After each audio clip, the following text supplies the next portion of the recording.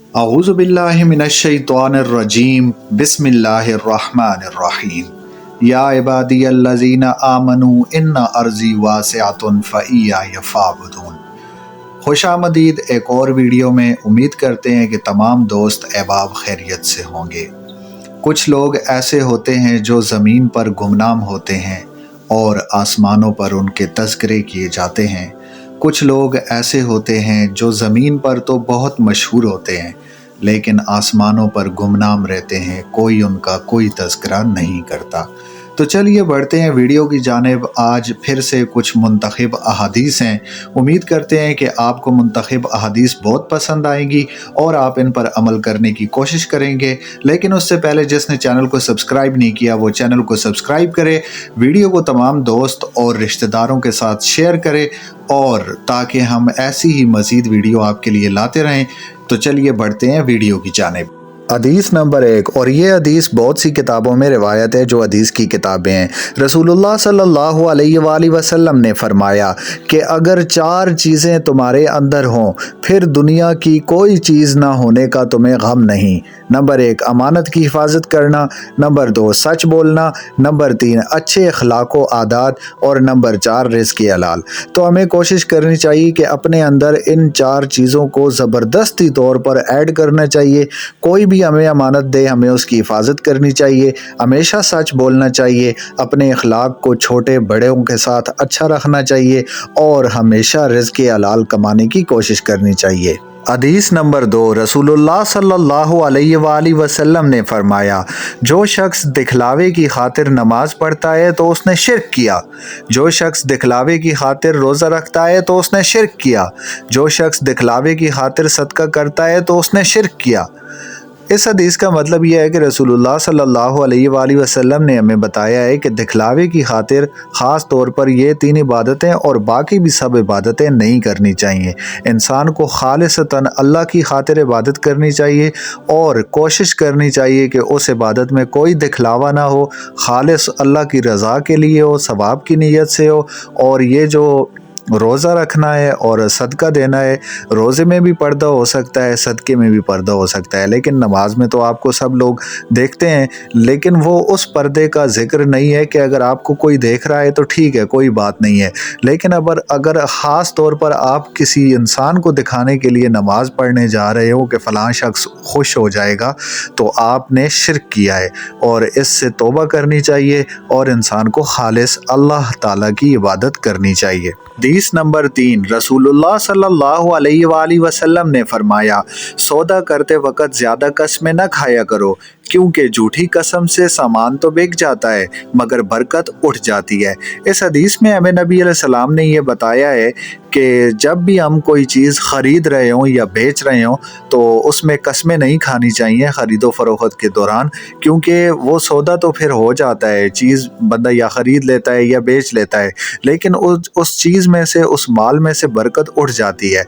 तो जब बरकत उठ जाती है तो उसमें फिर नुकसान का ज़्यादा अंदेशा रहता है कि उसके जो पैसे बनते हैं या जो मुनाफा होता है वो किसी बीमारी की शक्ल की सूरत में अज़ाब बनकर आ जाती है और बंदे के वो पैसे वहाँ खर्च हो जाते हैं, या कोई घर की दीवार गिर जाती है, कोई और माली नुकसान हो जाता है और वो पैसे वहाँ पे लग जाते हैं, ज़ाया हो जाते हैं। तो इसलिए कोशिश करनी चाहिए कि सौदा करते वक्त ज़्यादा कसमें नहीं खानी चाहिए और ख़ास तौर पर झूठी कसम तो नहीं खानी चाहिए क्योंकि इससे बरकत उठ जाती है। तो हमें चाहिए कि हम बरकत को बरकरार रखें और सौदा करते वक्त कसमें ना उठाएं।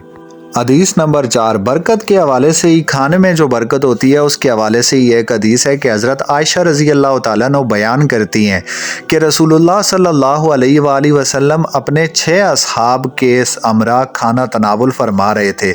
एक अराबी आया, वो खाना 2 लुकमों में खा गया और रसूलुल्लाह सल्लल्लाहु अलैहि वसल्लम ने फरमाया, अगर ये शख्स बिस्मिल्लाह पढ़ लेता तो खाना तुम्हारे लिए काफ़ी हो जाता। चुनाचा तुम में से जो शख्स खाना खाए उसे चाहिए कि बिस्मिल्लाहिर्रहमानिर्रहीम पढ़ ले। अगर शुरू में बिस्मिल्लाहिर्रहमानिर्रहीम पढ़ना भूल जाए तो यूं कह ले, बिस्मिल्लाह अव्वलहु व आखिरहु, यानी इस हदीस में हमें नबी अलैहिस्सलाम ने बताया है कि खाना जो हम खाते हैं तो उस पर जो अल्लाह ताला का हुक्म है और हमारे रसूलुल्लाह सल्लल्लाहु अलैहि वसल्लम का हुक्म है कि बिस्मिल्लाहिर्रहमानिर्रहीम पढ़ लिया करें, उससे खाने में बरकत आ जाती है। और जब बरकत आ जाती है तो वो थोड़ा सा खाना भी ना काफ़ी लोगों को कफ़ायत कर जाता है। अगर बिस्मिल्लाह नहीं पढ़ेंगे तो हमारे साथ में शैतान शामिल हो जाएगा और फिर हम खाएंगे तो बरकत आने से मुराद ये भी है कि अगर बरकत ना हो, बेबरकत खाना हम खाएं तो वो हमारे ऊपर सही असर नहीं करेगा, वो खाना हमें बीमार भी कर सकता है और हमारा पेट भी नहीं भरेगा। तो इसलिए जिस खाने में बरकत आ जाए उसमें शिफा भी आ जाती है। वो खाना बंदा खाए तो बंदे को वो खाना फ़ायदा भी देता है, फूड पॉइजनिंग नहीं बनती और मतलब जो मेडिकल इश्यूज़ होते हैं वो नहीं होते बंदे को। तो इसलिए बिस्मिल्लाह पढ़ना चाहिए ताकि हमारे खाने में बरकत पैदा हो सके। हदीस नंबर 5, इस हदीस में काफ़ी जो फ़िरक़ों के उलमा हैं उनके अंदर इख्तिलाफ़ पाया जाता है।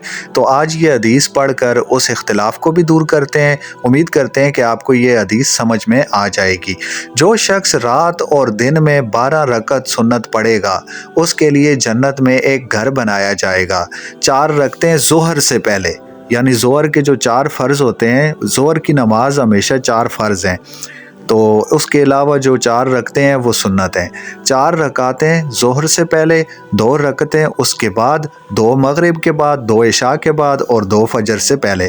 तो ये जो सुन्नत और नवाफिल हैं ये ना पढ़ने से बंदे की नमाज हो जाती है। किसी को टाइम का मसला है, किसी को कोई बीमारी का मसला है, तो उसके लिए ये ज़रूरी नहीं है कि अगर वो छोड़ता भी है तो उसको कोई गुनाह नहीं है, कोई अज़ाब नहीं है बहुत बुरे किस्म का कि बंदा कहे कि उसकी नमाज ही नहीं होगी। लेकिन अगर कोई पढ़ता है तो उसके लिए इनाम है। तो इसलिए हमें वो इनाम हासिल करने के लिए कोशिश करनी चाहिए कि हम अपनी फ़र्ज़ जो नमाज है उसके अलावा ये जो 12 रखते हैं ये पढ़कर हम उस इनाम को हासिल कर सकें और हमारे फ़र्ज़ में जो कमी रह जाएगी अल्लाह ताला हमारे नफलों से, नफली इबादत से वो कमी उठाकर हमारी फ़र्ज़ इबादत को भी पूरा कर लेगा। क्योंकि सारी ज़िंदगी तो इंसान फ़र्ज़ नमाज नहीं पढ़ सकता, इसलिए इंसान अगर साथ में सुन्नत पढ़ेगा तो वो सुन्नत उसे फ़र्ज़ की जो वज़न होगा उसे बढ़ाने में काम आ जाएंगे। इसलिए जो फ़र्ज़ पे अज़ाब होगा वो सुन्नत की शक्ल में हम पे टल जाएगा। तो अगर हम फ़र्ज़, मिसाल के तौर पर फ़र्ज़ एक नमाज है फ़जर की, वो हमसे छूट गई और हम रोज़ाना फ़र्ज़ नमाज जो पढ़ते हैं फ़जर की तो उसमें हम 2 रकतें पढ़ते हैं सुन्नत की और 2 रकतें पढ़ते हैं फ़र्ज़ की। तो अगर हमसे किसी दिन फ़जर की नमाज छूट जाए तो हमने जो किसी दिन पढ़ी होगी ना फ़जर पूरी सुन्नतों के साथ, तो अल्लाह ताला वो 2 रकतें उन फ़र्ज़ों के साथ मिला देगा। लेकिन अगर आप सुन्नत पढ़ते ही नहीं है, नफल पढ़ते ही नहीं है, तो मिलाने के लिए फिर कुछ नहीं होगा, फिर आपको फ़जर की जो छूट गई है नमाज उस पर अज़ाब होगा।